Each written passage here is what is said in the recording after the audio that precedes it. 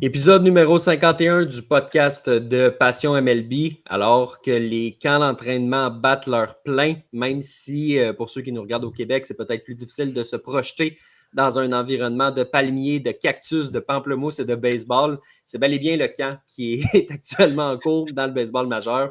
Et pour en parler, Charles-Alexis Brisebois ici à l'animation. J'ai à mes côtés, comme d'habitude, Sébastien Berroir. Sébastien, comment vas-tu? Ça va très bien, puis mine de rien, on est à environ 3 semaines du début de la saison, si on exclut les matchs au Japon, fait que ça va vite, Ouais, on approche. on est à 3 semaines des. Tu sais, si on exclut le Japon, puis si on l'inclut, c'est 2 semaines. Ouais, Je pense que c'est le 18-19. Fait qu'un petit peu moins que 2 semaines même. une semaine avant, ouais, exact. Donc, Ça, ça s'en vient. donc on est vraiment au cœur du camp d'entraînement. Et pour venir parler du camp, Sébastien, on a invité Pascal Harvey à venir avec nous, collaborateur régulier au podcast. Pascal, comment vas-tu? Ça va bien. Ça va un petit peu mieux côté santé que la semaine passée, là, mais je m'imagine les palmiers et les cactus, puis je me mets dans le mood. C'est ça ton remède, dans le fond, pour te sortir de ta grippe d'homme? Exact, exact. C'est un bon remède. Oui, je pense que oui. Sébastien, comment tu trouves les camps jusqu'à présent? Là, impression un peu plus générale, mais est-ce que tu ressens la fièvre baseball qui s'empare de toi? Ah, certainement. Puis on le voit là, que c'est vraiment le camp d'entraînement parce qu'il arrive toutes sortes d'affaires un petit peu pas très orthodoxes. Tu sais, les joueurs sont en train de se réhabituer, sont en train de reprendre leur rythme. On voit des circuits à l'intérieur du terrain, des erreurs. On a vu cet après-midi 3 circuits back-to-back sur le premier lancé à chaque fois. Donc, c'est vraiment le camp d'entraînement. On essaie des choses, on essaie des joueurs également. Donc, vraiment, ça donne un avant-goût de la saison, mais ça va être encore meilleur rendu là. Sur ce, messieurs, juste avant de commencer, Sébastien, il y a mon père qui a une question pour toi ici. Pour commencer, j'aimerais savoir ce que Sébastien pense de Gleyber Torres avec 3 circuits sur 3 lancés. J'aime mieux pas me prononcer. C'est encore le camp d'entraînement. On verra quand il le fera en saison régulière puis qu'il va mener les Tigers en série. Mais non, mais tu sais, Gleyber Torres, ça n'a jamais été un mauvais joueur de baseball. C'est un joueur qui est inconstant, qui souvent va prendre des journées de congé, puis c'est lui qui décide qu'il est en congé, même s'il est sur le terrain. Là. Donc, c'est pas un manque de talent, c'est pas un manque de potentiel. Souvent, c'est un manque d'effort. Sur ce, messieurs, allons-y avec le bloc sur les Blue Jays de Toronto. Okay, Blue Jays, let's play ball. Sébastien, juste pour répondre, mon père t'a répondu, ça doit être l'effet de la barbe. Sûrement, oui, il est libéré. Tu sais, quand on dit que plus on vieillit, plus on va devenir nos parents, là, moi aussi j'y ai pensé, mais je ne l'ai juste pas dit. Mais c'est bien que tu aies laissé la place à ton père. Là. Ben absolument, pas le choix. Pascal, aujourd'hui, chez les Blue Jays de Toronto, il y a Vladimir Guerrero Jr. qui a évolué au 3e coussin. Junior, on le sait, c'est un 3e coussin d'origine. J'allais dire 3e coussin naturel, mais il n'y a pas nécessairement une position naturelle. Donc, je pense que d'origine, c'est peut-être le bon terme dans ce cas-là. C'est une position qu'il aime. C'est une position qui donne de la flexibilité aux Blue Jays. C'est une position qui lui donne aussi probablement un petit peu de valeur quand va venir le temps de se négocier un contrat en disant je ne peux pas nécessairement être un régulier, mais je peux aller dépanner. Et les Blue Jays ont besoin aussi de cette polyvalence-là. Donc, le plan, Pascal, c'est pas d'en faire un joueur de 3e coussin, mais ici et là, peut-être pour finir des matchs, quand tu sors un joueur et que tu as besoin de retravailler ton avant-champ un petit peu, tu veux avoir la possibilité d'avoir Vladimir Guerrero Jr. du côté du 3e but. Donc, c'est logique que ce test-là se fasse aussi durant le camp d'entraînement. Ben, c'est logique que ça se fasse durant le camp d'entraînement. On a essayé d'en faire un joueur de 3e but dans le passé.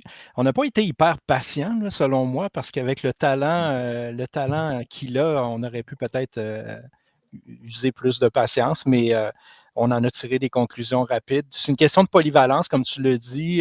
Ça donne des cartes supplémentaires à John Schneider pour utiliser là, Vladimir Guerrero à une autre position que celle de premier but ou de frappeur de choix. Puis c'est drôle, hein, parce que dans le contexte où on sait ce qu'on sait depuis les derniers jours. Oui, peut-être que ça va donner plus de valeur à Vladimir Guerrero à se négocier un plus gros contrat parce qu'il peut jouer des matchs au troisième but. Ça ne veut pas dire qu'il va en jouer beaucoup, des matchs au troisième but, mais au moins d'avoir plus de polyvalence, d'être plus qu'un joueur de premier but au final. Ben déjà là, ça donne plus de valeur. Oui, le camp d'entraînement, c'est le bon moment pour essayer Vlad au 3. Puis, il ne peut pas faire pire que certains joueurs qui ont des postes réguliers actuellement dans les majors au troisième coussin, mais n'empêche que c'est un beau risque. Appelons ça comme ça. Quand tu parles de certains joueurs, là, on parle-tu d'un gars à Boston qui tient absolument à sa job? Je n'osais pas le nommer, mais oui, je pense principalement à lui qui ne veut pas jouer ailleurs et qui aurait peut-être avantage à le faire pour son équipe, de 1, puis peut-être pour sa carrière aussi au final, parce que lui aussi, à un moment donné, il va se renégocier un contrat. Ça va être difficile de négocier un plus gros contrat que celui qu'il a déjà, mais moi, j'aime la polyvalence, puis quand je vois un joueur s'entêter à dire « moi, je suis bon là et je veux rester là », ben, ça fait que c'est un joueur qui pense à lui principalement, puis dans un sport d'équipe, ben, ça n'a pas sa place. Absolument. Sébastien Vlad au 3, c'est pas aussi catastrophique que c'était. En 2019, c'était difficile. Là, Pascal l'a dit, on n'a pas été patient, mais jusqu'à un certain point, il y avait des raisons aussi peut-être de ne pas être patient. Peut-être que ça aurait pu durer quelques années de plus, mais bref, c'est moins pire que c'était quand même Vlad au troisième coussin. C'est pas un gant doré, c'est pas à confondre avec Nolan Arenado ou Matt Chapman. Là, on s'entend tous là-dessus. Mais tu sais, l'avantage, je trouve, de retrouver un Vlad là, c'est que on retrouve son bras. Tu sais, son père avait un bras énorme. Vlad est construit un petit peu dans le même moule à ce niveau-là. Au premier coussin, il n'est pas appelé à l'utiliser si souvent que ça parce que tu reçois beaucoup plus la balle que tu dois la lancer à une forte vitesse. C'est le fun de revoir Vlad prendre des tirs. Puis c'est facile de lancer une balle pour ce gars-là. Oui, c'est naturel. Tantôt, tu ne savais pas si tu allais utiliser naturel, mais pour ce qui est de son bras, c'est naturel. Ça, il n'y a aucun doute. Oui, c'est pas si catastrophique que ça au troisième coussin, probablement du fait qu'il n'évolue pas à cette position-là de façon régulière. Si on le voyait à tous les jours au troisième, là, on verrait les lacunes qui ressortiraient comme on l'a vu par le passé. Là, si on l'utilise de façon sporadique, bien là, ça paraît un petit peu moins. Le danger, c'est aussi, il y a un effet inverse. Moins tu joues à une position, moins tu es habitué, plus tu dois un petit peu recommencer ta routine à cette position-là. Donc, je pense que oui, c'est le temps, durant le camp d'entraînement, d'essayer cette situation-là. Mais il faudrait l'utiliser vraiment très rarement durant la saison régulière parce que c'est vraiment, si on regarde l'alignement des Jays, c'est vraiment pas une situation idéale si tu as Vladimir au troisième coussin. Là. Non, absolument. Vraiment pas. Si ça laissait la place à un gros joueur de premier but, mais là, tu peux faire cette concession-là, mais on n'en a pas présentement. Là. Non, c'est ça. Pascal, on a un commentaire de Jean-Michel ici. John Schneider, c'est-tu vraiment utilisé de la polyvalence présentement? J'ai vu quelques courses, mais est-ce que ça va disparaître comme les 3 autres saisons avec Schneider? C'est vrai que quand il est arrivé, là, c'était le pitch de vente, si tu veux, c'était on va être agressif sur les sentiers, on va être différent. Peut-être qu'il n'y avait pas toujours les effectifs non plus. Là. C'est sûr que tu ne fais pas courir Vlad, mais c'est sûr que ça court moins qu'on pensait sur les sentiers, les Blue Jays. Il y a des gars qui sont capables de le faire. Peut-être que là, Andrés Jiménez, évidemment, il n'était pas là par le passé. Peut-être que lui peut changer la donne un peu, mais il y a des gars rapides quand même dans cette équipe-là qui sont capables de tenter de voler des buts ou quoi que ce soit. Là. Ben, on lui donne, il fait avec l'équipe qu'on lui donne. Hein. C'est sûr que si on bâtit une équipe puissante, il va opter pour la puissance. Il n'optera pas nécessairement pour la vitesse, malgré que depuis quelques saisons, là, il y a des phénomènes qui sont puissants et rapides, mais n'empêche qu'on ne retrouve pas ça nécessairement à Toronto. Moi, je ne voulais pas taper trop sur John Schneider là, quand je l'ai mentionné, mais c'est sûr que c'est pas celui qui peut opter pour le plus de stratégie comparativement à d'autres gérants dans le baseball majeur. Mais encore là, il a devant lui ce qu'il doit utiliser.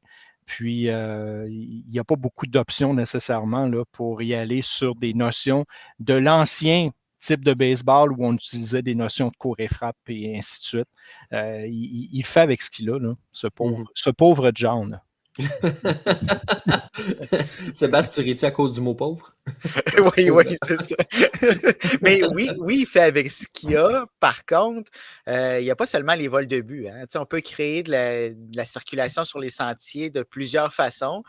Puis du côté de Schneider, on ne semblait pas trouver, même si on n'avait pas les meilleurs effectifs à ce niveau-là, On ne semblait pas trouver de façon de justement brasser les cartes puis mettre la pression sur la défensive. C'était très facile de jouer contre les Blue Jays. On le savait que ça ne courait pas. On le savait qu'il n'y avait pas d'amorti. C'est sûr que Vladimir Guerrero ne déposera pas l'amorti, mais tu peux demander à d'autres joueurs de le faire à des moments opportuns. C'était très rare qu'on avait ce genre de baseball-là. Mais moi, j'appelle ça du baseball de base.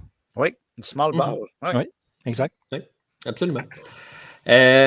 Sébastien, ce qui fait jaser présentement aussi au camp des Blue Jays, c'est l'ordre des frappeurs. Pour l'instant, ce qu'on sait, c'est que Vlad va frapper juste devant Anthony Santander, mais est-ce que ça va être 2-3? Est-ce que ça va être 3-4? Ça va probablement dépendre du poste de premier frappeur. Si c'est Bo Bichette qui est le premier frappeur, probablement qu'ils vont faire 1-2-3 avec Guerrero. Si jamais c'est quelqu'un d'autre qui est le premier frappeur, on pourrait insérer Bo Bichette comme deuxième frappeur et là avoir 3-4. On a vu des tests aussi, Bo Bichette premier, Andrés Jiménez 2, Guerrero et Santander par la suite. Je ne suis pas sûr que j'aime ça, Jiménez 2. Je ne suis pas sûr que j'aime ça, Jiménez 1, même si pour l'instant, il y a un bon camp, là, on va y donner. Mais comment tu vois ça, ce haut de l'alignement-là? Bien, pour moi, avec les éléments qu'on a sous la main, ce serait Bichette, Guerrero, Santander. On a vu Dalton Varsho aussi au deuxième rang qui est inséré. C'est une possibilité s'il se met à frapper parce qu'on le sait que par les années passées, c'était plus difficile. Pas un mauvais camp, mais de le faire sur 162 matchs, c'est une autre histoire. J'ai pas l'impression qu'on a vraiment un premier frappeur qui ferait en sorte qu'on déplacerait Bo Bichette au deuxième rang, qui nous donnerait un petit peu de place à déplacer nos gros frappeurs un petit peu plus loin dans l'alignement. Ça sera aux joueurs de démontrer qu'ils sont capables de prendre ce premier rôle-là dans l'alignement offensif. Mais pour le moment, je ne pense pas qu'on a cet élément-là qui peut faire la différence. D'avoir un Bo Bichette qui frappe premier, qui redevient le Bo Bichette d'antan, qui frappe au champ opposé, qui se rend sur les sentiers, c'est pas mauvais non plus, là. Moi, ce que je remarque, Pascal, aussi de cet ordre-là, autant de 1 à 9, quand on voit les réguliers surtout qui jouent, comparé aux autres années, il y a une plus grande alternance entre les frappeurs gauchers et les frappeurs droitiers. Fait que je serais quand même à l'aise si j'étais dans la peau des Blue Jays d'avoir Bichette et Guerrero qui frappent un à côté de l'autre parce que c'est deux frappeurs de premier plan, puis on s'entend à Guerrero, là, un gaucher ou un droitier, ça ne change pas grand-chose. Il est capable de démolir à peu près n'importe quel frappeur quand il est en forme. Mais l'arrivée de Santander, justement, on dirait, c'est un des avantages aussi d'avoir un frappeur ambidex, mais gaucher dans les bons moments, qui vient de couper ça. Puis après, même dans le bas de l'alignement, il y a de l'alternance gaucher-droitier. Ça va être plus dur à ce niveau-là aussi d'affronter les Blue Jays. Là. Il y a des gérants dans les dernières années qui disaient c'est pas dur d'affronter les Blue Jays en fin de match parce que oui, il y a des bons frappeurs, mais tu sais quel releveur amener, tu sais je dois sortir un droitier, tu sais je dois sortir un gaucher. Là, si tu compliques la tâche des autres équipes, comme à peu près tout le monde le fait dans le baseball majeur, ça va aider la cause torontoise aussi. Ben, les Blue Jays sont peut-être moins dangereux joueur pour joueur qu'ils l'ont déjà été dans les bonnes années, mais comme tu le dis, il y a une meilleure alternance maintenant. On a réussi à aller chercher des frappeurs gauchers. Santander, c'est un frappeur ambidex, mais je pense qu'il est plus puissant de la gauche. Ça a changé beaucoup le baseball parce qu'avant, on se fiait beaucoup sur le quatrième frappeur pour tout régler. Maintenant, le deuxième frappeur est important. Le troisième frappeur est beaucoup plus important qu'il l'a déjà été. Puis moi, je vois plus Guerrero frapper avant Santander parce que de un, il est un meilleur frappeur que Santander. Puis si on fait Bichette, si on fait Guerrero, si on fait Santander, 1, 2, 3, maintenant, reste à savoir qui va frapper quatrième. Mais si on a ces trois-là au haut de la formation, on est pas mal pris. Là. Non, c'est ça. Ça peut être quand même une solution qui est intéressante. Puis, tu sais, Sébastien, je sais que ce n'est pas tous les joueurs nécessairement qui aiment ça, mais je pense que ça peut dépendre des soirs aussi, à la limite. Là.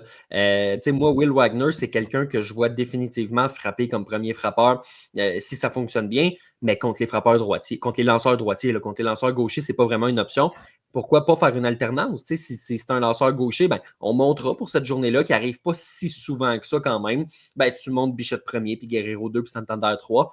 Je pense que ça peut être une solution à ce niveau-là, où en attendant que des jeunes poussent, là, il y a un jeune Alan Roden de qui on parle depuis plusieurs mois qui pourrait se magasiner un poste dans le baseball majeur. Puis le jour où il va être là, il y a un prototype aussi de premier frappeur. Donc, c'est tous des noms à garder en tête parce qu'à ce point-ci, j'ai l'impression que John Schneider, il est pas mal décidé à sortir George Springer de là. Ça a été lui durant les 4 dernières années quand il était en santé majoritairement. Mais là, tu ne peux pas aller dans une saison aussi importante avec Springer comme premier frappeur. Non, c'est terminé. J'espère. Tu dis que John Schneider a l'air à s'aligner, à sortir de George Springer. Il faut le faire. On est rendu là. On a les joueurs pour combler ce poste-là, les 3 premiers postes à tout de moins. Puis tantôt, on parlait du 4e rang de l'alignement. Si Alejandro Kirk continue comme il le fait durant le camp d'entraînement, frappe la balle très solidement, des très bons contacts, peut agir comme 4e frappeur. Et là, on pourrait mettre un Springer 5 par la suite. On a plusieurs options dans la deuxième moitié de l'alignement. Là, il reste.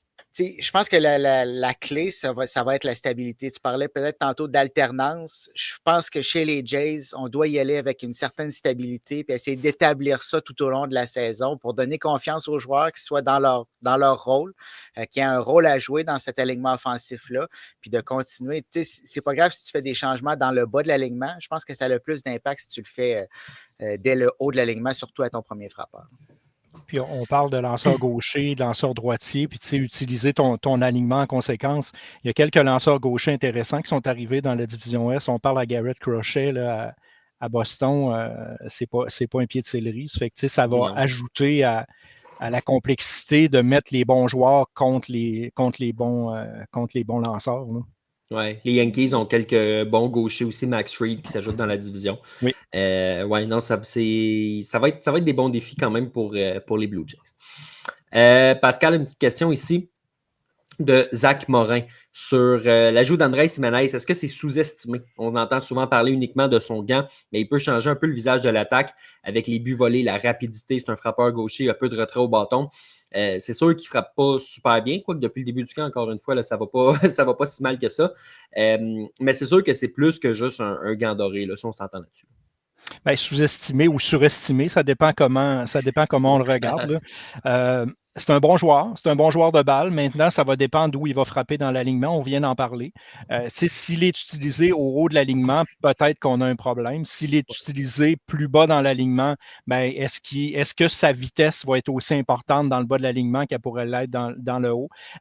On améliore la défensive, assurément, mais est-ce qu'on est allé le chercher uniquement pour son gant? C'est une autre histoire. On a quand même donné là, pour aller le chercher. Donc, sous-estimé peut-être, mais j'ai hâte de voir. Là, si la saison, le début de saison est à l'image de son camp d'entraînement, ben, c'est à l'avantage des Jays, assurément. C'est sûr que les Guardians, ils s'en mordent pas nécessairement les doigts parce qu'ils libèrent de l'argent et ils libèrent de l'espace pour Travis Bazzana, un gros espoir qui s'en vient au deuxième coussin. Mais peut-être que les Blue Jays finiront par trouver leur compte. Des joueurs comme lui, comme Dalton Varsho, si ça coûte trop cher à aller chercher, le problème, c'est pas le joueur qui sont là. Le problème, c'est quand tu donnes Gurriel puis Moreno pour aller en chercher un, mettons. Là. Mais les joueurs en tant que tels, oui, peuvent avoir leur utilité. Sébastien, question de Matt ici. C'est un bon début de camp des Blue Jays. Est-ce la trajectoire que les Jays pourraient prendre cette saison? Est-ce que les Jays pourraient être la surprise, selon toi?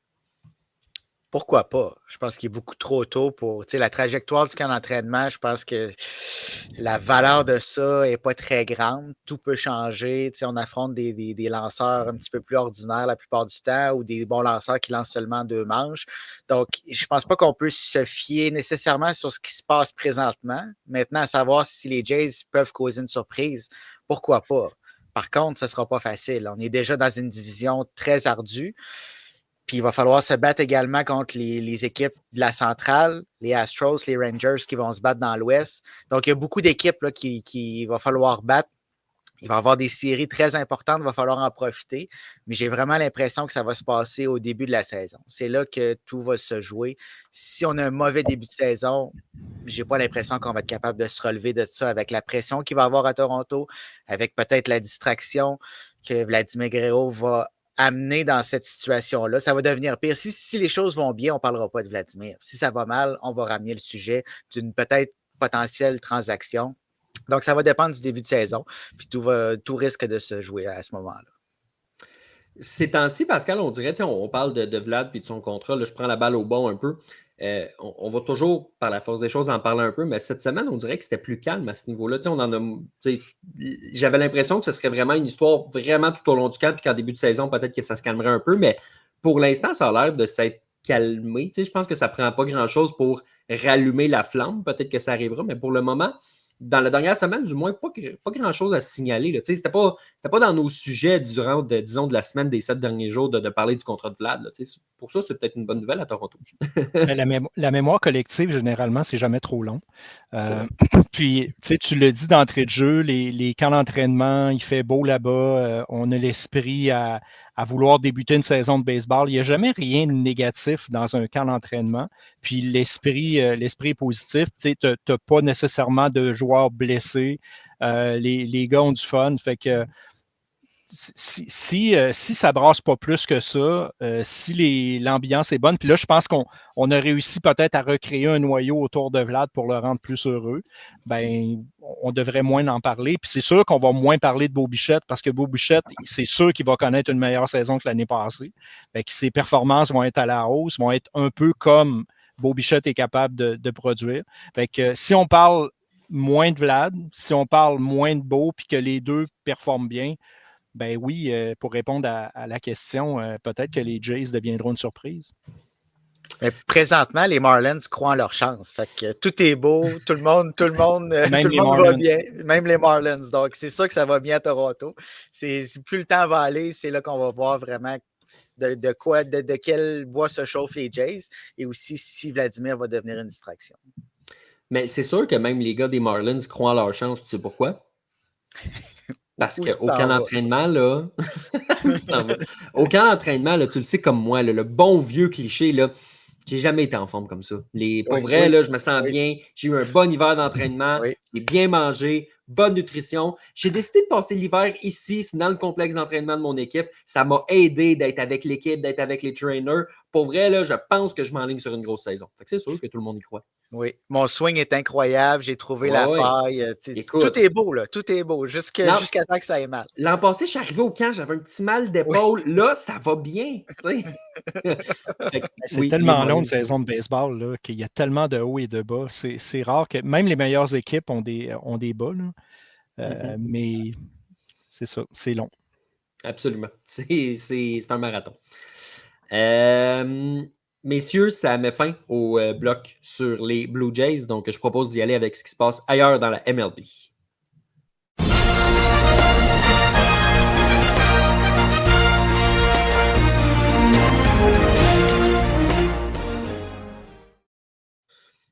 Pascal, je voulais qu'on jase un petit peu de ce qui se passe chez certains Québécois là, qui sont présents au camp de certaines équipes.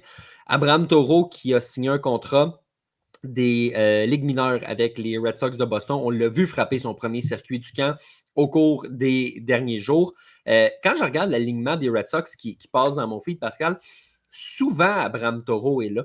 Fait que, tu sais, évidemment, on ne s'attend pas à ce qu'il y ait un job de partant parce qu'il y a déjà un surplus à l'attaque. Puis s'il y a des gars qui poussent, ben, ça va être les espoirs qui vont prendre la place, un Christian Campbell de ce monde. Mais il peut très bien se battre pour une job de banc, Abraham Taureau, puis gagner ce poste-là de la façon que ça y va. Là. Ben, il travaille pour, en tout cas. Puis, tu sais, la question que j'ai pour vous, qui mène les Red Sox au niveau des points produits jusqu'à présent au camp d'entraînement? C'est Abraham Taureau avec 7 qui devance Alex Bregman qui en a 6. Il fait tout ce qu'il faut pour rester dans l'alignement, c'est clair. Lui aussi, il a dû arriver dans les meilleures conditions. Il a dû arriver avec j'ai corrigé mes lacunes et ainsi de suite. Mais moi, je lève tellement mon chapeau à des gars comme Abraham Taureau, à des gars comme Charles Leblanc qui, camp d'entraînement après camp d'entraînement, doivent se présenter avec le couteau entre les dents pour essayer de décrocher un poste. Puis, tu sais, moi, je les compare à des gars qui sont quasiment rendus un petit peu trop forts pour le 3A. Ils n'ont plus rien prouvé dans le 3A.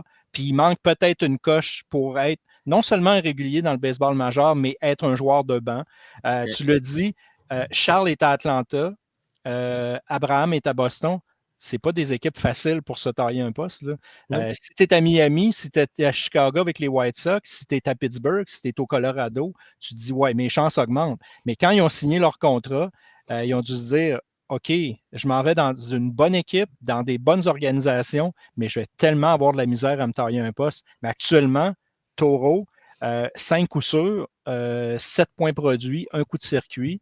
Oui, il est régulièrement dans l'alignement des Red Sox au camp d'entraînement. Lui, il fait ce qu'il faut là, actuellement. Là. Absolument. On peut plus en demander plus. Là. Non, vraiment. Puis, tu sais, moi, ce qui m'impressionne aussi de ça, Sébastien, c'est que si on remonte les années, 2025, il est au camp des Red Sox. 2024, il est au camp des Aces. 2023, il est au camp des Brewers. 2022, il est au camp des Mariners. Puis 2021, il a commencé la saison à Houston avant d'être échangé à Seattle. Fait que c'est sa 5e année de suite où il est à un camp d'entraînement différent. C'est beaucoup, Sébastien, c'est beaucoup d'adaptation quand même pour un gars comme lui. Puis malgré tout, tu vois, il est en train de bien performer au camp.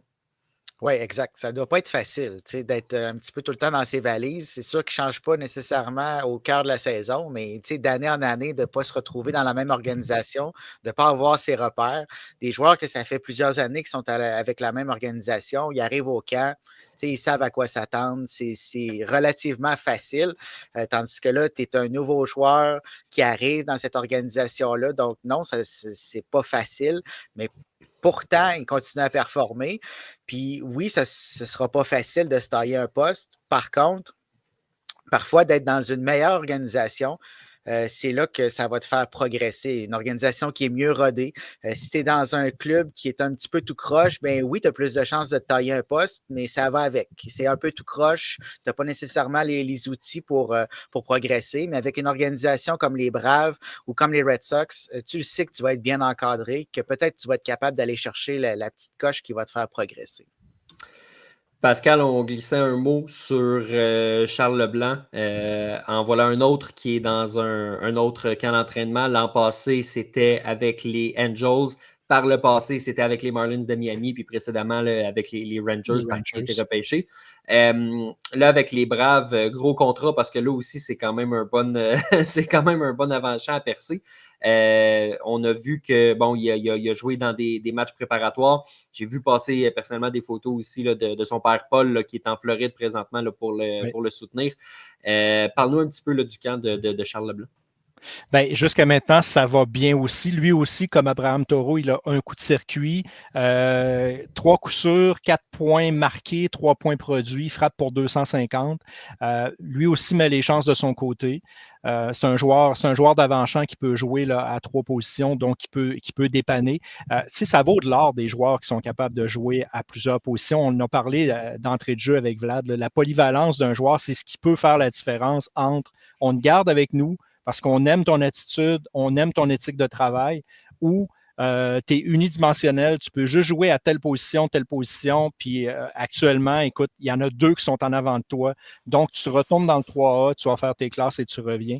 Bien, autant Charles qu'Abraham Toro peuvent jouer à plusieurs positions à l'avant-champ, puis c'est un gros avantage pour eux. Là. Ça fait que les 2 connaissent un bon camp jusqu'à présent. Là. C'est intéressant, des gars qui comme on l'a dit, là, qui ont changé d'environnement par rapport à l'année passée. Sébastien, on a une petite question ici par rapport à Charles Leblanc. Le fait que Charles Leblanc soit québécois, est-ce qu'il y a une réelle chance d'être dans la MLB avec Atlanta qui est géré par un Québécois, Alex Antopoulos? Mais c'est sûr que ça ne peut pas nuire. Par contre, rendu à ce niveau-là, on y va vraiment avec les performances. T'sais, oui, Antopoulos va prendre certaines décisions avec son état-major, mais si un Charles Leblanc ne performe pas, il n'y aura pas une chance de plus parce que c'est un Québécois. Il va devoir performer, il est capable de le faire. Comme tu l'as mentionné, Pascal, il est polyvalent. Pour un joueur de banc, c'est extraordinaire. Tu as un joueur qui est assis sur le banc, qui probablement va remplacer un joueur à un moment ou un autre du match ou même pour débuter, pour donner une journée de congé. Donc, ça donne beaucoup d'options d'avoir des joueurs de banc qui sont polyvalents. Donc, ça pourrait être plus un atout pour Charles que le fait d'être québécois avec Alex Antopoulos. Absolument. Sébastien, on a une petite question ici, justement, en parlant des Braves. Là, je vais te la lancer tout de suite. On a Richard ici qui a besoin de nouvelles de Acuna et de Strider. Est-ce qu'ils vont commencer la saison? On sait que les deux ont subi évidemment là, des blessures l'an passé. Oui, dans le cas d'Acuna, ne joue pas de match hors concours. On va réévaluer son cas à la fin du camp d'entraînement. On va voir comment ça va d'ici là. Donc, les deux ne débuteront pas la saison. On va réévaluer. J'allais dire au jour le jour, mais ce n'est pas vraiment au jour le jour, plus à la semaine. Dans le cas d'Acuna, il est en avance sur son ancien programme, de son ancienne blessure. Donc, ça va beaucoup mieux que par le passé, mais il ne débutera pas la saison avec les Braves. Puis, on va être prudent quand il va revenir. On a besoin de Ronald Acuna au mois d'octobre. Au mois d'avril, oui, on veut gagner des matchs, mais l'important, c'est de se rendre jusqu'au mois d'octobre puis d'avoir un Ronald Acuna en santé à ce moment-là. Et un Spencer Strider, même chose. Juste pour terminer sur le cas des Québécois, là, on mentionne aussi là, que Otto Lopez au camp des Marlins et Édouard Julien au camp des Twins.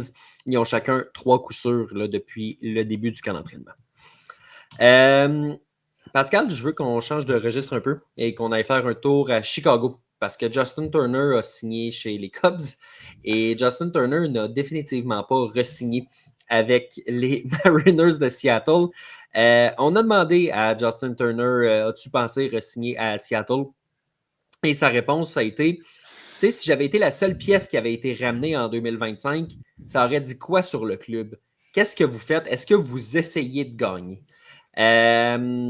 Écoute, Justin Turner, il y a un point dans un sens où les Mariners, c'est toujours une équipe que tu te dis, tu pourrais peut-être donner un petit coup de plus. C'est souvent probablement le propriétaire qui ne délie pas les budgets là, parce que Jerry Dipoto, il aime ça dépenser. Mais en même temps, tu n'es plus le joueur que tu étais. Tu aurais pu te garder une petite gêne. Tu n'as pas été exceptionnel non plus. Tu n'as pas été la 8e merveille du monde chez les Mariners de Seattle. Là. S'ils n'ont pas fait les séries, c'est peut-être que tu aurais pu en faire un petit peu plus aussi. T'sais. Puis, tu sais, c'est pas Mookie Betts qui parle non plus. Là. C'est pas une superstar. Il a déjà été bon, il a déjà été utile aux équipes dans lesquelles il a été. Mais, tu sais, de cogner sur quelqu'un qui n'a pas fait le travail, tu sais, il n'y a pas tort. Il n'y a pas tort, mais en même temps, tu aurais pu te garder une petite gêne parce que les Mariners, ils n'ont pas fait grand-chose pour améliorer leur sort durant la saison morte comme d'autres. Mais tu t'appelles Justin Turner, tu es rendu à Chicago. Oui, il y a une équipe qui a pris la peine de te signer pour ce que tu es, pour ce que tu représentes maintenant. Ben, garde-toi une petite gêne. Tu sais, oui, les Mariners, ils n'ont pas fait nécessairement ce qu'il faut, mais tu étais là l'année passée quand ça comptait. Quand tu devais faire la job pour ramener ton équipe en série, puis tu ne l'as pas fait, ben, je ne sais pas, finis ta carrière du bon pied, puis fais ce que tu fais de mieux avec un bâton et un gant. Sébastien, de ton côté? Bien, c'est sûr qu'il n'y a pas complètement tort. Du côté des Mariners, on a probablement la meilleure rotation partante des majeurs, puis on n'est pas capable d'ajouter des pièces à l'attaque. Je ne sais pas si, un peu comme les Blue Jays, on tente vraiment d'en attirer. On le sait qu'il n'y a aucun frappeur qui va aller se retrouver avec les Mariners. C'est un cimetière pour les frappeurs. On dirait que les frappeurs vont se cacher pour mourir à ce moment-là. Ils finissent leur carrière là. Il y a quelque chose dans l'air à Seattle qui fait que les statistiques des frappeurs qui s'amènent diminuent drastiquement. Donc, probablement qu'on a essayé d'ajouter des pièces que ça n'a pas fonctionné. Par contre, il faut trouver des moyens d'améliorer cette formation-là offensivement, que ce soit par transaction. On ne peut pas gaspiller cette rotation partante à ce moment-là. Là. C'est incroyable les pièces qu'on a dans ce corps de lanceurs, mais offensivement, il ne se passe presque rien. Mais Sébastien, est-ce que ça veut dire que Julio Rodriguez va finir sa carrière chez les Dodgers? Est-ce que c'est ce que ça veut dire? C'est très possible, rendu là, avec un contrat qui va se terminer en 2071. Là. Probablement. Déjà quand il va avoir 60 ans. C'est ça. Déjà qu'il y a un contrat qui est assez long. S'il en signe un autre, là, l'argent différé, ça va faire. Ça sera pas beau à voir. Messieurs, on a quand même plusieurs bonnes questions ici. Donc, je propose de continuer le reste avec une période de questions.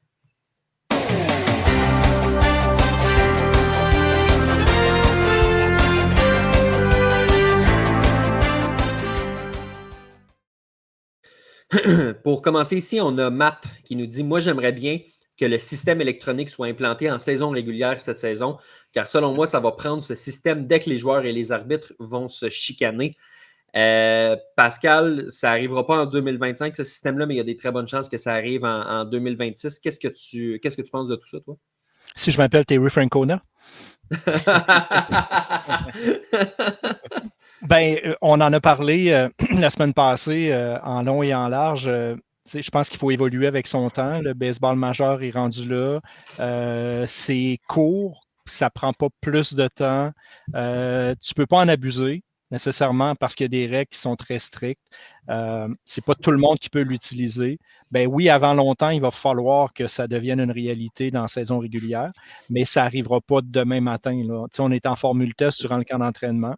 Terry Francona a dit que lui, ça ne l'intéressait même pas de le tester. C'est un entraîneur de la vieille école qui revient avec Cincinnati, là, mais j'adore ce qu'il dégage et ce qu'il dit. Là. J'aime ce type d'entraîneur-là, mais il va falloir en arriver là un jour. Mm-hmm. Je pense que oui. Moi, Sébastien, j'ai une prédiction sur quelque chose qui va se passer cette année, OK? Il y aura pas, on va avoir testé ce système-là au camp. C'est le fun, on voit que ça fonctionne bien. Et il n'y aura pas ça en saison régulière. Fait qu'à un certain point, il y a un joueur que, je sais pas, pour les besoins de la cause, on va l'appeler Bryce Harper ou on va l'appeler Josh Chisholm Jr. Ou, on ne l'appellera pas Mike Trout. Là. On va l'appeler quelqu'un d'exubérant un peu plus. Il va être au bâton.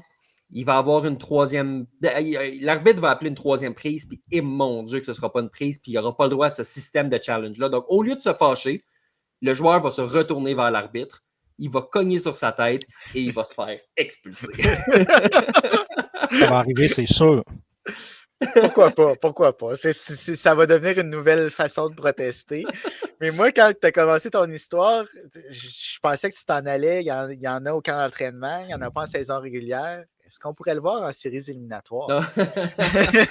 Parce que, tu sais, oui, en saison régulière, c'est une chose. Ça reste la saison régulière. Il y a un petit peu moins d'impact. Mais rendu en série de championnat ou en série mondiale, d'avoir le bon appel en fin de 8e manche, je pense que ça a vraiment de l'importance. Je ne pense pas que ça va arriver cette année, là, mais on va avoir besoin de ce système de révision-là en séries éliminatoires pour avoir les bons appels. Comme tu l'as mentionné, Pascal, ça n'arrive pas à tout bout de champ. Là. On a quelques chances, on a 2 chances, on a le droit à 2 erreurs. Donc, ça ne ralentit pas nécessairement le match grandement. C'est sûr qu'on va y arriver. Je ne sais pas si ça va être l'an prochain ou en 2027, mais on s'en va vers là. Puis on le voit au camp d'entraînement, ça fonctionne très bien. Puis, tu sais, il faut pas que l'arbitre soit la vedette d'un match. Non. Puis, ce système-là permet que ça ne le soit pas. Parce que tu permets de corriger cette petite erreur-là. Puis, il faut que la vedette porte un des 2 uniformes là, d'un match. Donc, moi, j'aime ce que je vois de ce système-là. Puis, j'espère que ça va être là en 2026. Puis, les arbitres auront beau dire pour certains que, oui, ils ne veulent pas jouer la vedette, puis qui n'ont rien contre un joueur ou un lanceur. Mais quand ça fait plusieurs fois qu'il arrive des incidents, même si ce n'est pas volontaire, l'appel va aller du côté, du mauvais côté selon le joueur qui est au bâton ou le lanceur. Donc, ça évite ce genre de situation-là. Mais c'est des humains. Hein? Exactement, c'est ça. Absolument. Pour le meilleur, selon Max Scherzer, et pour le pire. Selon Trey Turner. Oui, c'est ça. Question de Joe ici que je te lance, Sébastien. Le fait d'avoir perdu Juan Soto en remplaçant plus ou moins Cody Bellinger, est-ce que ça pourrait ramener les Yankees aux grands honneurs? Puis j'ai vu une autre question similaire là, que je ne vois pas pour l'instant, mais c'était aussi par rapport à Juan Soto. Puis c'était un peu dans ici, voilà, tu vois. Avec la perte de Soto, est-ce que les Yankees ont encore des chances? Donc, comment tu vois cette situation-là sans Juan Soto avec les Yankees? Pour moi, certainement que les Yankees ont encore des chances, entre autres parce que la Ligue américaine est très prenable. Il n'y a pas vraiment de formation qui ressort du lot. Donc, si les Yankees jouent à la hauteur de leur talent, oui, ils sont capables de répéter leurs exploits. Par contre, ça va passer par une équipe en santé, ce qui n'est pas le cas présentement. On sait que Louis Hill va commencer la saison sur la liste des blessés, Giancarlo Stanton aussi. Donc, on va avoir besoin de tous nos éléments pour se rendre jusqu'au bout, encore une fois. L'an dernier, on avait fait une transaction, entre autres, pour amener Josh Chisholm dans le Bronx. Donc, je pense que les Yankees vont faire une ou plusieurs transactions, encore une fois, d'ici la date limite des transactions. Donc, on va améliorer cette formation-là. Pour l'instant, peut-être que l'équipe de l'an dernier était un petit peu supérieure. Celle de cette année est plus complète. Mais justement, étant donné qu'elle est plus complète, ça prend tous les éléments pour pouvoir se rendre jusqu'au bout. Pascal, question ici de la part de Sylvain.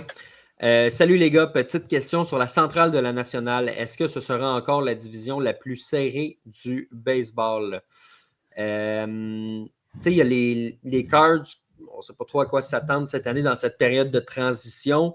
Les Pirates peuvent prendre un pas vers l'avant. Tu sais, je ne pense pas que c'est une équipe de série, mais c'est une équipe qui peut reprenons le terme du Canadien, puis disons une équipe qui peut être dans le mix là, jusqu'à peu près jusqu'à la fin de la saison.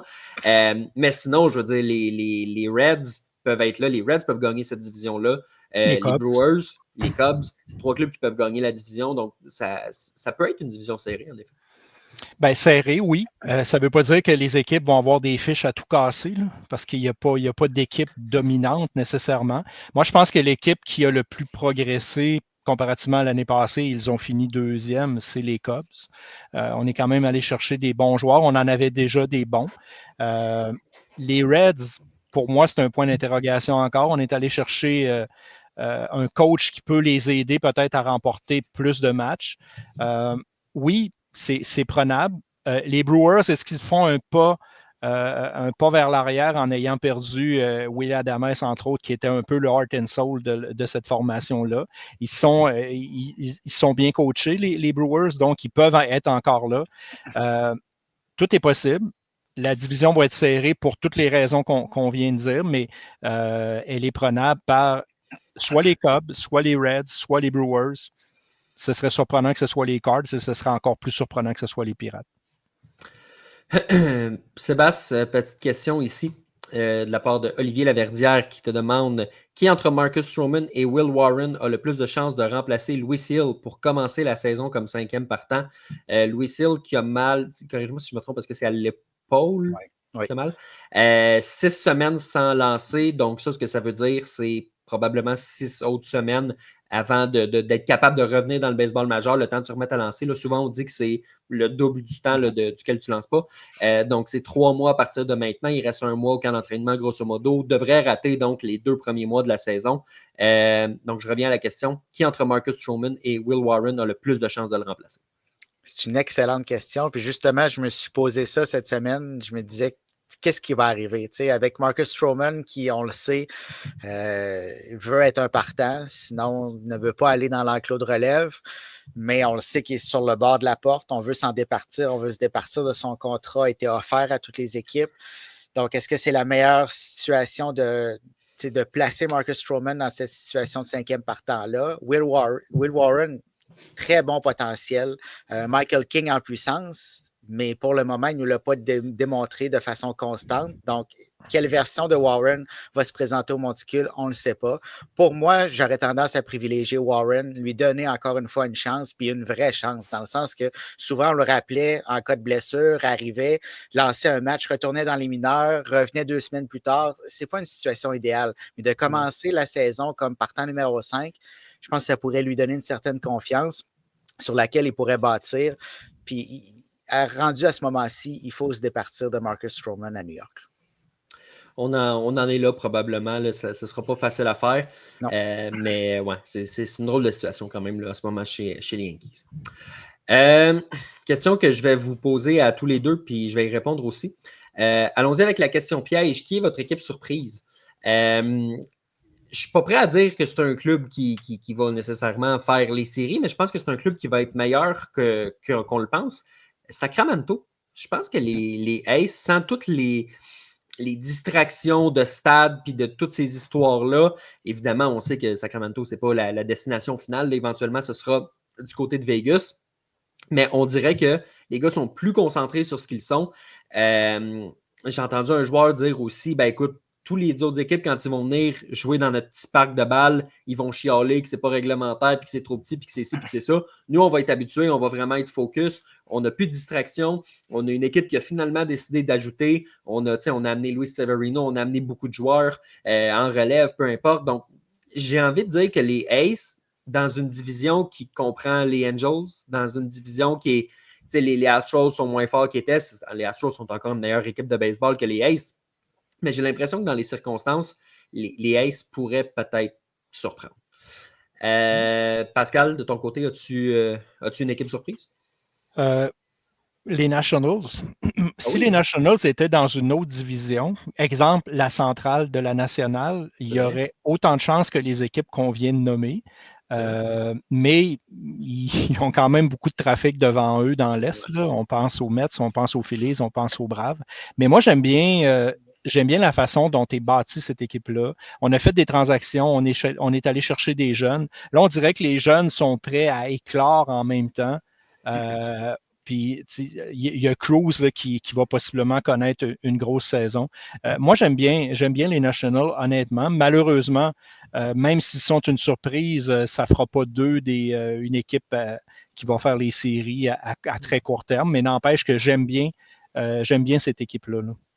C'est le genre d'équipe, j'ai l'impression, Pascal, que s'ils se disent, nous, notre objectif, c'est d'être compétitif en deuxième moitié de saison. C'est ce genre d'équipe-là. On dirait un vieux cliché du baseball que tu ressors pour une équipe qui est en hausse, mais c'est vrai pareil. Le temps que tu t'installes, ben, si tu es compétitif à la fin, tu termines rapidement. Puis là, ben, peut-être que tu ne sais pas ce qui peut se passer durant la saison morte. Puis ça peut continuer comme ça. Donc oui, j'aime ce club-là, là, en effet, les Nationals. Peut-être au niveau des lanceurs où c'est un petit peu plus faible, là, mais au niveau des joueurs de position, au niveau de l'attaque, il y a du très bon potentiel.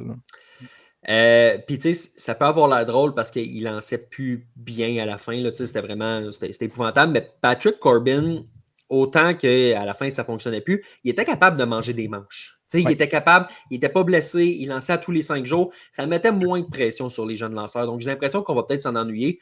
Puis d'ailleurs, les boys, en parlant de Patrick Corbin, là, je ne sais pas si vous avez entendu son nom une fois cet hiver. Là. Pas du tout. Là. Ben, tu disais qu'il mangeait des manches, il mangeait des points aussi. Là. Oui, évidemment. Oui, mais ce que je veux dire, c'est qu'au moins, les jeunes ne mangeaient pas des points pendant ce temps-là. Il protégeait les autres lanceurs, là, effectivement. Absolument. Sébastien, de ton côté, on a nommé les Aces, on a nommé les Nationals. As-tu une autre équipe en vue? Je vais y aller avec les éternels Rays. T'sais, on s'attend tous à ce que les Rays s'écrasent. Ils n'ont pas leur stade habituel. Ce ne sera pas facile. Ils vont jouer à la chaleur.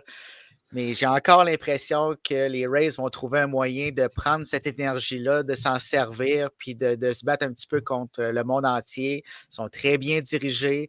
On ne sait jamais comment ils font, mais ils trouvent un moyen d'être toujours dans la course. Donc, ce ne sera pas facile parce qu'on est dans une division très, très difficile. Mais par contre, on est bâti d'une façon où on peut sortir de cette situation qui est pas facile. Pascal, on a une question ici sur les Giants de la part de Guy qui nous demande « Salut messieurs, je me demandais si les Giants ont des chances dans leur division. » Évidemment, si la question c'est ont des chances de gagner la division, la réponse est probablement non, mais est-ce qu'ils ont des chances de bien performer dans cette division-là? Ben, ça va dépendre de deux choses. Ça va dépendre de la saison des Padres et des Diamondbacks. Des Dodgers, on ne se pose pas la question. Non. Les Rockies non plus, d'ailleurs. Hein? Non plus, à l'inverse. Les deux extrêmes, on ne se pose pas la question. Non, si les Padres ne performent pas à la hauteur de leur talent, si les Diamondbacks marquent beaucoup de points, en donnent aussi, puis c'est ces deux équipes-là qui peuvent faire que les Giants vont passer ou pas, parce que les Giants se sont quand même améliorés. Il faut le mentionner. On est allé chercher de l'expérience. On a une bonne rotation de partants. On a une bonne défensive. On est bien coaché. C'est une bonne équipe, mais encore là, on n'est peut-être pas dans la bonne division pour avoir des succès à très court terme. Mais ça va dépendre des deux autres équipes que je viens de nommer. Question de Jean-Michel que je te lance, Sébastien. Chez les Yankees, avec les blessures de Louis Hill et Giancarlo Stanton et un DJ LeMahieu qui pose énormément de questions sur les deux, Oswaldo Peraza et Cabrera, pensez-vous que les jeunes comme Jonathan Vida, George Lombard Jr. et Spencer Jones ont des chances ou il va y avoir une transaction? Je pense que ça va passer par une transaction. Oui, les jeunes Lombard, Spencer Jones ont de très bons camps jusqu'à maintenant. De là à prendre un poste, surtout dans le cas de Jones, tu ne peux pas remplacer DJ LeMahieu au troisième coussin. Donc, ça va prendre un joueur de troisième but régulier, établi. Je ne crois pas que ça va être Cabrera qui va prendre ce poste-là. Donc, inévitablement, ça va prendre une transaction. DJ LeMahieu, c'est vraiment dommage, mais pour moi, c'est terminé. À chaque fois qu'il essaie de revenir, son corps le lâche. Puis c'est vraiment pas de sa faute. C'est un gars qui travaille. On parle pas d'Anthony Rendon ici, là. C'est un gars qui veut jouer, qui travaille fort, qui veut revenir au jeu. Mais ça fonctionne plus. Puis ça devient une nuisance pour le club parce que son salaire prend beaucoup de place sur la masse salariale. Il a rendu de fiers services aux Yankees, mais là, il est maintenant temps de passer à autre chose. Donc, ce ne sera pas lui la solution, puis ça va devoir venir de l'externe, selon moi. La question, les gars, sur l'équipe surprise a fait réagir dans les commentaires. Sylvain qui nous mentionne ici les Diamondbacks qui seraient son équipe surprise. Mon père qui dit, je crois que ce sera l'année des Tigers dans l'américaine et des Reds dans la nationale. Deux équipes qui sont, trois équipes avec les Diamondbacks qui sont quand même assez intéressantes. Et on a Olivier à qui ça a inspiré une question. Mais à l'inverse, quelle équipe pourrait être la déception cette saison? Je ne sais pas jusqu'à quel... Non, je vais les nommer. Les Orioles. Les Orioles, on dirait que depuis 2 ans, ils ont monté comme de belle façon, mais on dirait qu'ils ont stallé un petit peu. On a de la difficulté en séries éliminatoires. Et moi, une des raisons pour que je doute de ce club-là, les lanceurs. C'est difficile sur le monticule. En relève, on a des éléments. Là, il y a même Bautista qui va revenir, ça va être intéressant, mais dans la rotation partant, on a perdu Corbin Burns, remplacé par pas grand-chose. C'était déjà difficile. J'ai l'impression qu'on va manquer de bras du côté de Baltimore. Donc, j'ai de la difficulté à acheter le plan de cette équipe-là. On pensait qu'un renouveau allait arriver avec le nouveau propriétaire, mais on n'a pas dépensé. Est-ce que c'est la faute du DG? Est-ce que c'est la faute du proprio? Est-ce que c'est la faute des gens qui ne voulaient pas venir? Je ne sais pas. Mais il y a quelque chose qui ne colle pas présentement à Baltimore. Puis dans une division comme celle de l'Est de l'Américaine avec les Red Sox qui veulent redevenir les Red Sox, ça va être dur de faire les séries dans cette division-là. Donc, moi, j'y vais de ce côté-là. Sébastien? Ben, c'est un très bon point que tu amènes. Je m'en vais exactement dans le même sens, mais dans l'Est de la nationale, puis je vais y aller avec les Mets.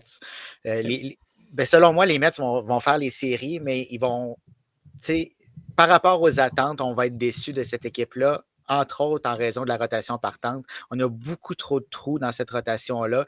Là, on a des blessés, on le voit, c'est catastrophique. Je ne vois pas comment ce corps de lanceurs-là peut tenir cette équipe tout au long de la saison. Quand tu as Clay Holmes dans la rotation, ça ne fonctionne pas. Oui, on a Juan Soto. Oui, on a une très bonne offensive, mais ça va passer par le monticule. Puis présentement, les Mets n'ont pas les éléments qu'il faut pour se rendre aussi loin qu'on les attend. Donc oui, ils vont décevoir sous ce rapport-là, mais quand même, on va les voir en séries éliminatoires.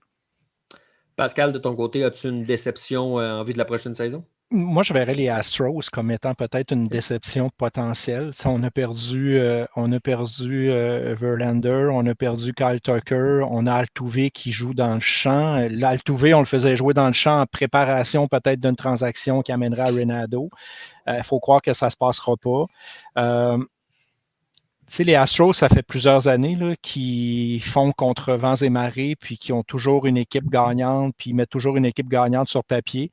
Mais on dirait que la magie risque de moins de fonctionner cette année. On dirait que la recette est passée date, puis ils risquent de connaître des insuccès. Là, puis c'est peut-être les Mariners qui vont en profiter ou d'autres clubs, même si les Mariners n'ont rien fait, là, qui vaillent pour bien se positionner, ou peut-être les Athletics, qui sait, qui vont en profiter. Absolument, absolument. C'est le fun parce que les jeux des prédictions, tout le monde se plante tout le temps. Donc, oui, c'est ça. on sortira le tape en novembre puis on rira un peu. Sébastien, question de Matt ici. Est-ce possible de voir dans la MLB cette saison Drew Jones en Arizona? Ben, j'ai l'impression que ça va dépendre un peu de la saison des D-backs. Est-ce qu'on va avoir des besoins adressés? Les Diamondbacks ont déjà une très solide formation, très jeune, ben, pas très jeune, mais une jeune formation, mais qui a déjà de l'expérience. Donc, on va vouloir passer au prochain niveau. Est-ce que ça va passer par un Drew Jones? Je ne le sais pas. Il va falloir voir comment la saison va se dérouler en Arizona, puis surtout dans cette division-là où tu dois affronter les Dodgers, ce ne sera pas facile. Tu dois te battre contre les Giants, les Padres qui, on les attend pas trop, mais quand même, ne seront pas faciles à affronter. Donc, il va falloir aller chercher des victoires quand ça va être le temps. Puis, on va prendre les décisions à partir de ce moment-là. On a une question, Pascal, ici de Matt concernant Jacob deGrom. Quelle saison attendez-vous de Jacob deGrom avec les Rangers du Texas cette saison? Les Rangers, c'est un club qui a manqué les séries l'an passé. On compte sur deGrom pour revenir. Évidemment, là, de ce qu'on a lu, là, Pascal, dans les derniers jours, il revient d'un Tommy John. On ne s'attend pas à ce qu'il aille nous lancer 250 manches. Là, évidemment, là, premièrement, 250 manches, ça ne se fait plus. Là.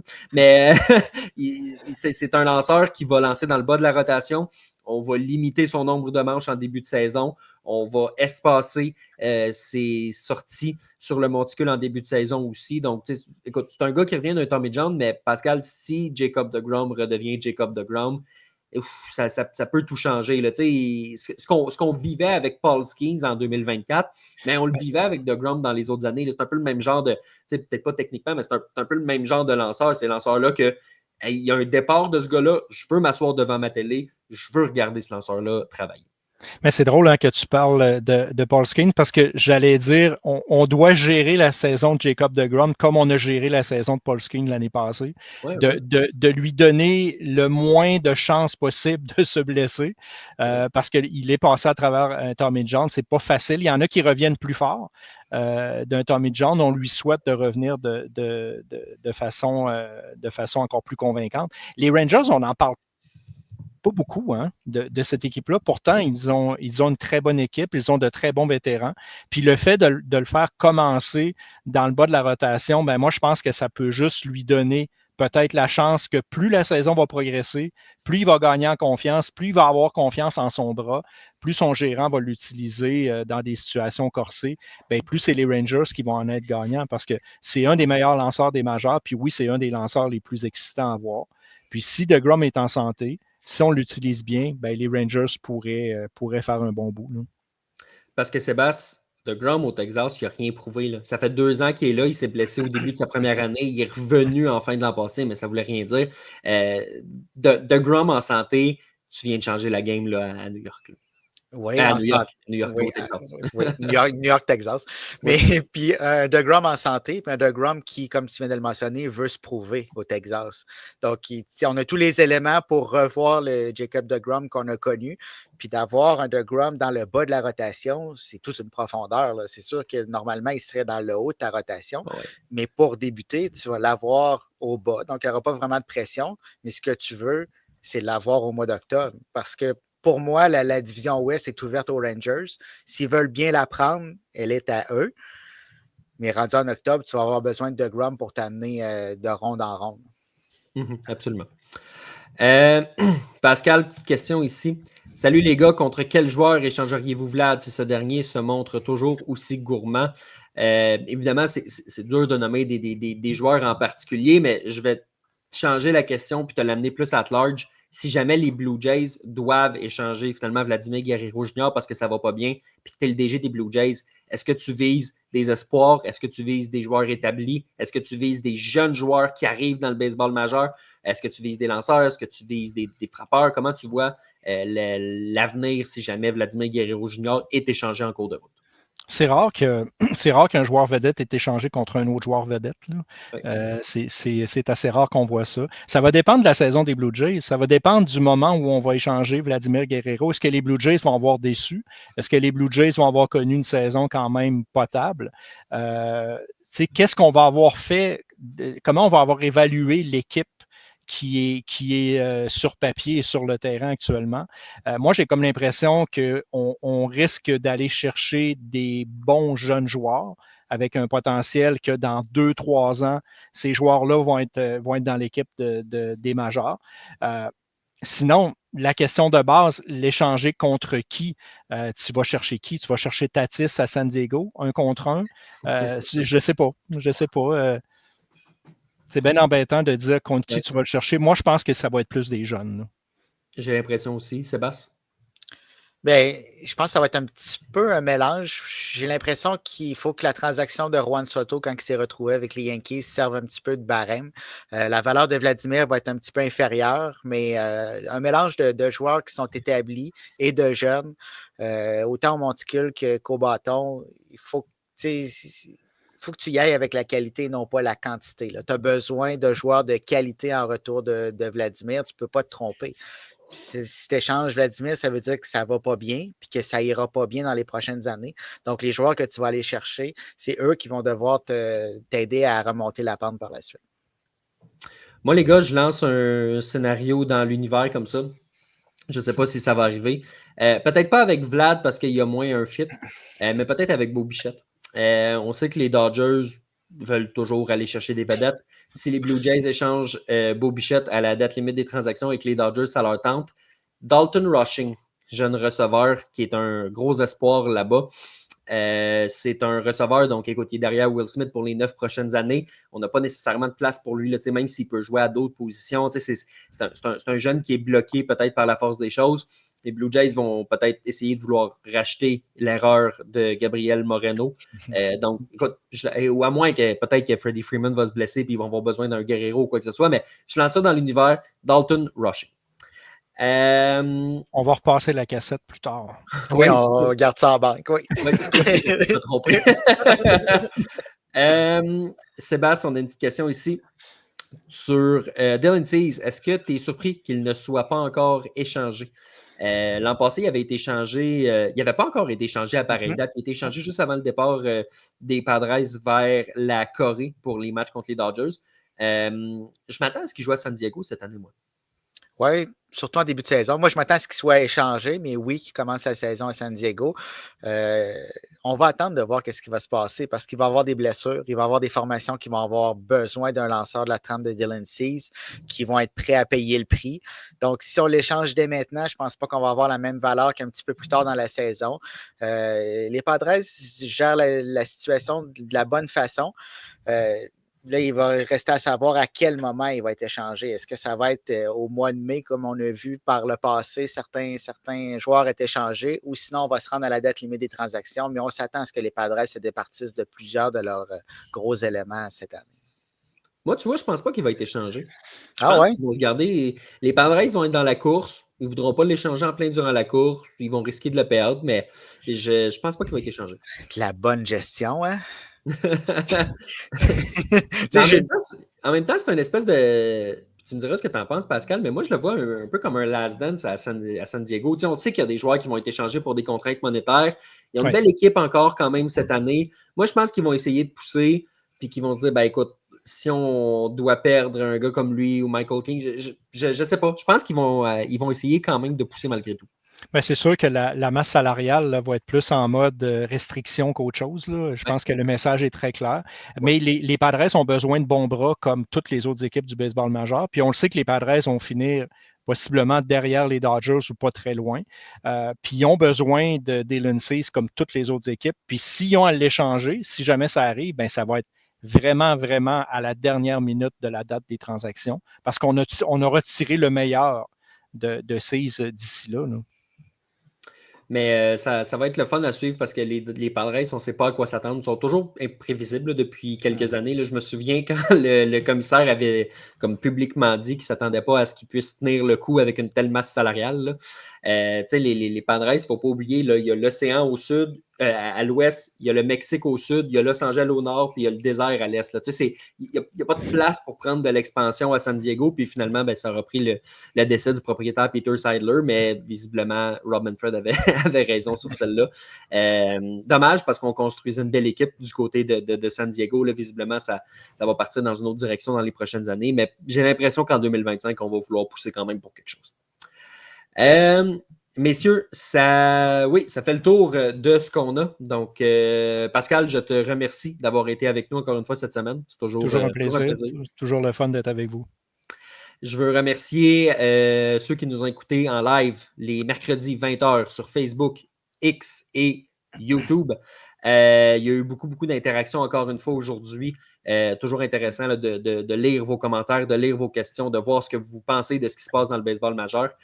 Et je veux remercier aussi Sébastien qui était à mes côtés. Donc, merci Sébastien d'avoir été là. Toujours un plaisir.